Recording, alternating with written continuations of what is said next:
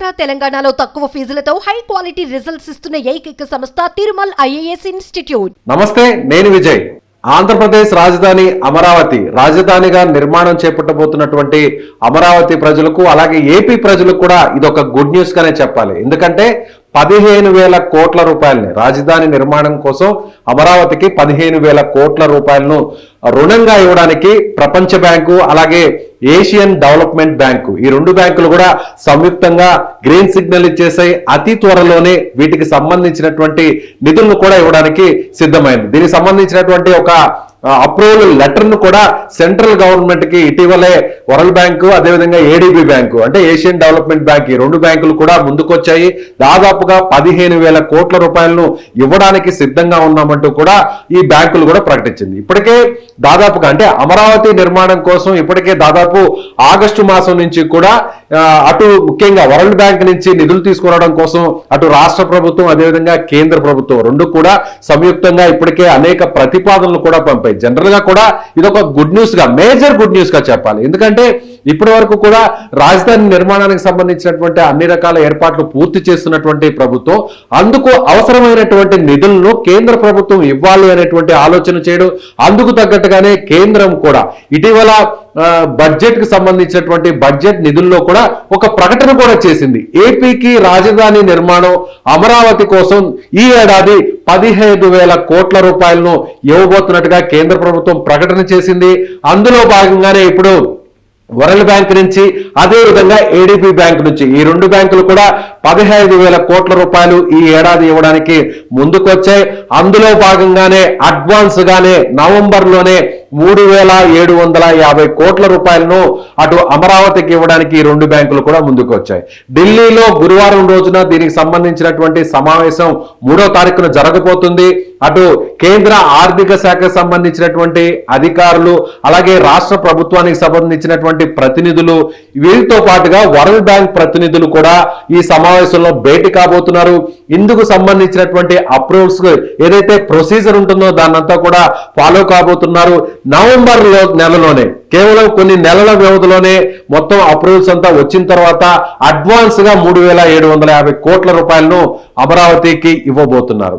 మరొక విషయం ఏంటంటే వరల్డ్ బ్యాంకు అదేవిధంగా ఏడీబీ బ్యాంకు ఇంత పెద్ద బ్యాంకులు ఎక్కడైనా కూడా రుణాలు ఇవ్వాలన్నా కూడా ఏ దేశానికైనా ఏ రాష్ట్రానికైనా ఏ ప్రాజెక్టుకైనా కూడా రుణాలు ఇవ్వాలంటే జనరల్ గా మినిమంలో మినిమం అంటే 1 సంవత్సరం కాలం పడుతుంది. కానీ ఈ అమరావతి ప్రాజెక్టు కోసం అమరావతిలో క్యాపిటల్ నిర్మాణం కోసం కేవలం 3 నెలల వ్యవధిలోనే 15,000 కోట్ల రూపాయలను ఇవ్వడానికి ముందుకొచ్చింది. దీనికి కారణం అటు రాష్ట్ర ప్రభుత్వం ఉన్నటువంటి చిత్తశుద్ధి అదేవిధంగా కేంద్ర ప్రభుత్వంలో ఉన్నటువంటి పెద్దలకు సంబంధించినటువంటి సహకారం. అటు ఏపీ గవర్నమెంట్ అలాగే సెంట్రల్ గవర్నమెంట్ ఈ రెండు గవర్నమెంట్లు కూడా సంయుక్తంగా వరల్డ్ బ్యాంకును కోరడం, ఆ వెంటనే వరల్డ్ బ్యాంక్ కూడా ఒప్పుకోవడం. మరొక విషయం ఏంటంటే రాజధానిలో ఇప్పటికే కొన్ని నిర్మాణాలు ప్రారంభ దశలో ఉన్నాయి. అంటే గతంలో జరిగినటువంటి అంటే టీడీపీ ప్రభుత్వ హయాంలో జరిగినటువంటి నిర్మాణాలను తిరిగి యథావిధిగా కొనసాగించడానికి రైతులకు సంబంధించినటువంటి పొలాలు భూములు ఇచ్చినటువంటి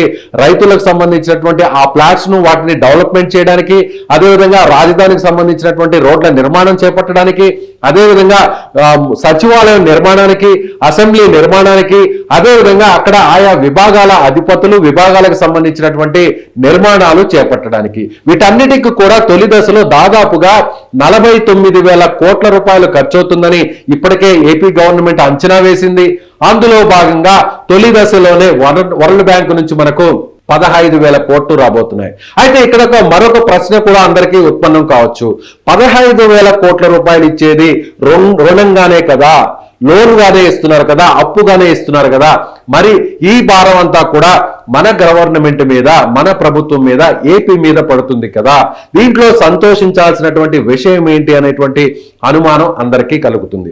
అయితే ఇక్కడ మామూలుగా అయితే 15 ఏళ్ల పాటు మారటోరియం ఉంటుంది. వరల్డ్ బ్యాంక్ ఇచ్చేటువంటి 15,000 కోట్ల రూపాయల రుణానికి సంబంధించి తర్వాత ఈ రుణానికి సంబంధించి కూడా 4% వడ్డీ చెల్లించాల్సి ఉంటుంది. ఈ 4% సంబంధించినటువంటి వడ్డీని కూడా 90% కేంద్ర ప్రభుత్వం భరిస్తుంది. మిగిలినటువంటి 10% మాత్రమే ఏపీ ప్రభుత్వం, ఏపీకి సంబంధించినటువంటి గవర్నమెంట్ భరించాల్సి ఉంటుంది. అయితే ఆ 10% కూడా చెల్లించేటువంటి 4% వడ్డీలో కూడా 90% కేంద్రం భరిస్తుంది, 10% రాష్ట్ర ప్రభుత్వం భరించాలి.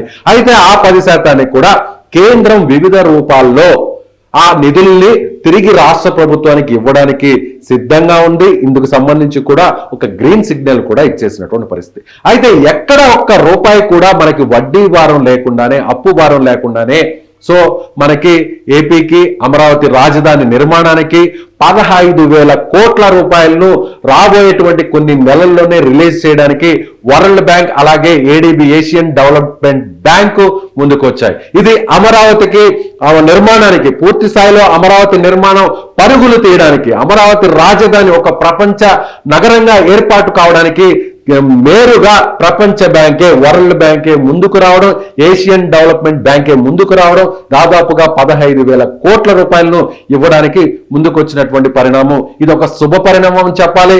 మరికొన్ని నెలల్లోనే అమరావతి రాజధాని నిర్మాణానికి అవసరమైనటువంటి పనులు తిరిగి ప్రారంభం కాబోతున్నాయి. ఒక వరల్డ్ క్లాస్ క్యాపిటల్ గా అమరావతి కాబోతుంది అనే దానికి ఇది ఒక శ్రీకారం చుడుతున్నటువంటి ఈ కార్యక్రమమని మనం చెప్పాలి. మరొక విషయం ఏంటంటే 2019కి ముందే అమరావతి నిర్మాణాన్ని ప్రారంభించినటువంటి నాటి తెలుగుదేశం ప్రభుత్వ హయాంలోనే వరల్డ్ బ్యాంక్ నుంచి రుణాన్ని పొందడం కోసం అప్పటి ప్రభుత్వం తీవ్రంగా ప్రయత్నించింది.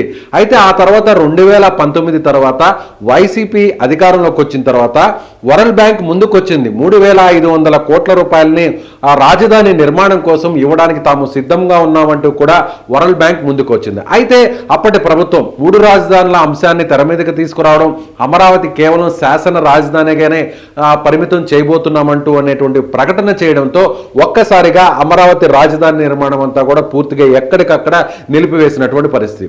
అదేవిధంగా వరల్డ్ బ్యాంక్ ఇవ్వడానికి సిద్ధంగా ఉన్నప్పటికీ కూడా అప్పుడు 3,500 కోట్లు 2019లో ఇవ్వడానికి ముందుకు వచ్చినప్పటికీ కూడా నాటి ప్రభుత్వం అమరావతి రాజధాని నిర్మాణానికి మీరిచ్చేటువంటి రుణం మాకు అవసరం లేదంటూ నేరుగా కేంద్రంలో ఉన్నటువంటి ఆర్థిక శాఖకు సంబంధించినటువంటి అధికారుల చేత అక్కడ వరల్డ్ బ్యాంకుకు సంబంధించి కూడా అధికారులకు చెప్పడం జరిగింది. సో అప్పుడు రావాల్సినటువంటి 3,500 కోట్ల రూపాయలు కూడా అప్పట్లో ఆగిపోయాయి.